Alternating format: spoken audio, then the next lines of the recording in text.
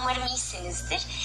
Ben aslında bu videoyu size yaklaşık bir ay önce göndermeliydim ama bir türlü uygun bir zamanı bulamadım.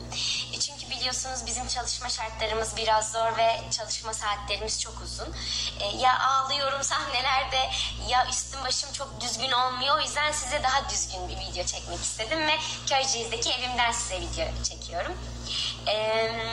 Gönül isterdi ki Diriliş setinde sizinle görüşelim. O sahneleri izleyin ama biliyorsunuz ben diziden ayrıldım. Ama bu sene Allah izin verirse ben sizin o sette güzel bir sahneyi izlemeye göndermek